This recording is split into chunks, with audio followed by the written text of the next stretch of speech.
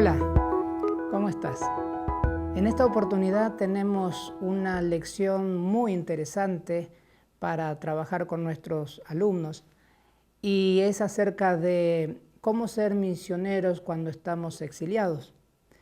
Y si le damos un sentido amplio a la palabra exiliados, todos nosotros somos exiliados porque no estamos en nuestra tierra es la Canaán celestial.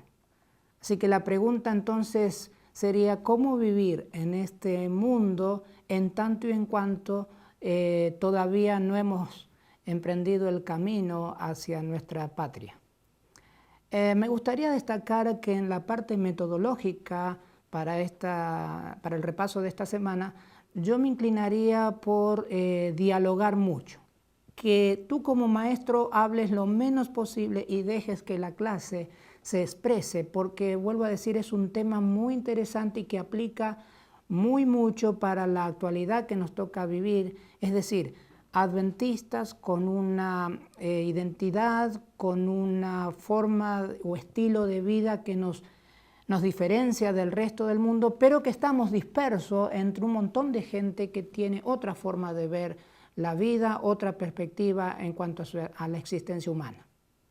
Así que lo primero que destacaría es el hecho de que hay 4 elementos, según nuestra lección, que son fundamentales para destacar cuando uno estudia, por ejemplo, a la vida de Daniel y sus 3 amigos.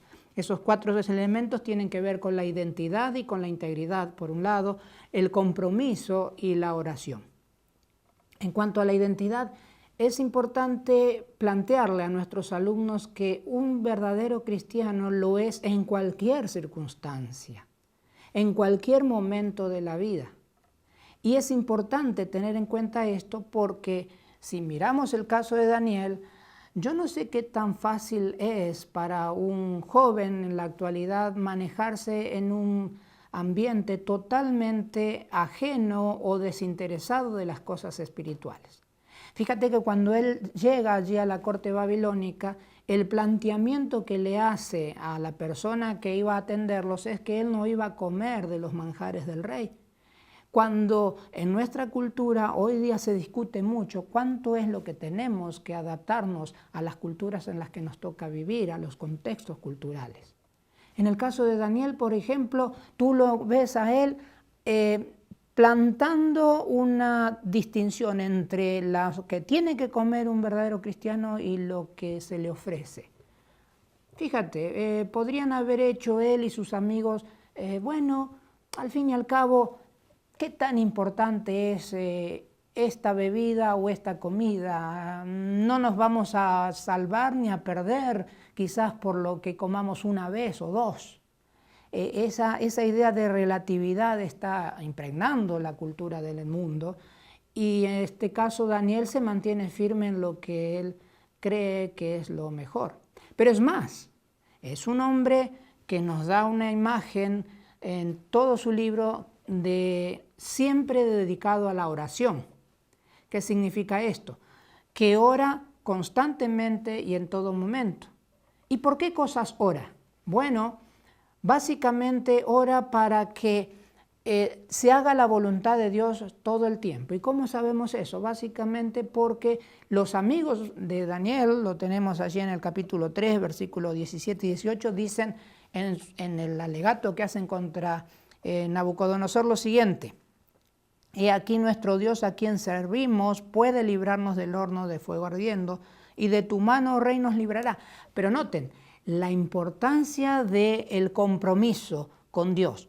Pero, y si no nos libra, en otras palabras, sepas, oh rey, que no serviremos a tus dioses, ni tampoco adoraremos la estatua que has levantado. De paso, no eran solo 4 los jóvenes judíos que habían ido a la corte babilónica. Tenemos entre ellos a un montón de judíos más y también tenemos al rey y todos los demás de la corte que habían ido cautivos. Y solo 3 muchachitos permanecen parados cuando el rey ordena que todo el mundo adore y se incline ante la estatua. ellos también en este mundo relativista en cuanto a lo cultural, en cuanto a los valores, podría decir, bueno, nos arrodillamos, total, nosotros sabemos a quién adoramos, sabemos en quién confiamos, nos arrodillamos, pero sabe Dios que no estamos adorando esa estatua. Es decir, tratar de llevar a nuestra clase a que analice las posibles conductas que ellos podrían haber tomado en situaciones tan apremiantes como esta. Y sin embargo, no lo hicieron, y tratar de llegar al fondo de la cuestión de por qué no lo hicieron. Básicamente, yo entiendo que no lo hicieron porque tenían muy claro quiénes eran ellos. Muy claros en el sentido de quiénes eran hijos de Dios. ¿Para qué estaban en ¿para qué estaban en este mundo?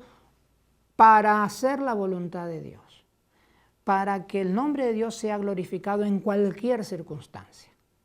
Y lo más fundamental quizás es que en esta época estamos llamados a la misma función, al mismo objetivo, con la misma misión.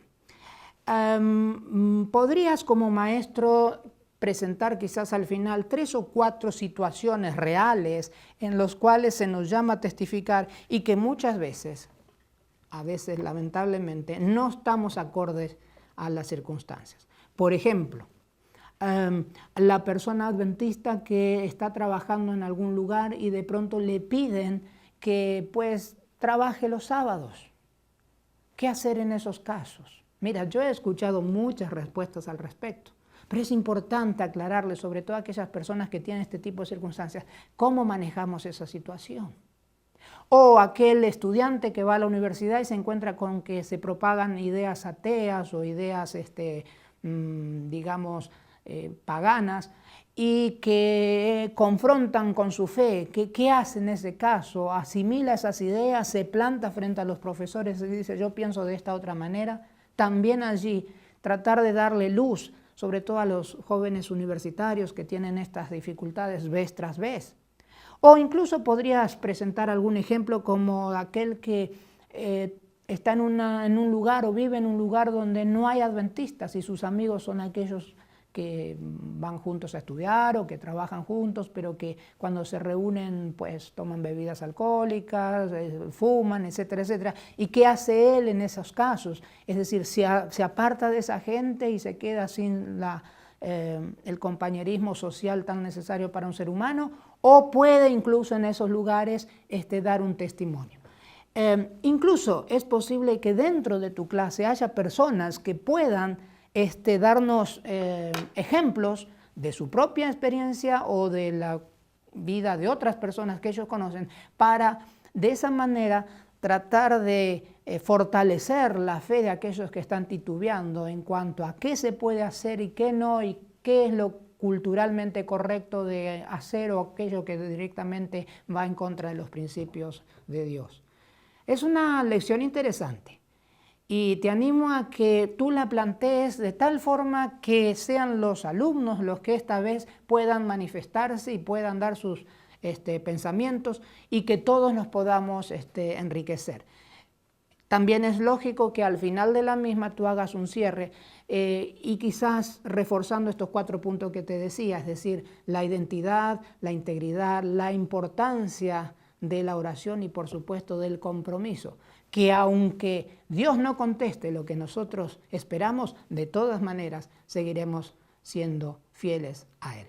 Que Dios te bendiga y que tengas un buen repaso de la lección en este fin de semana.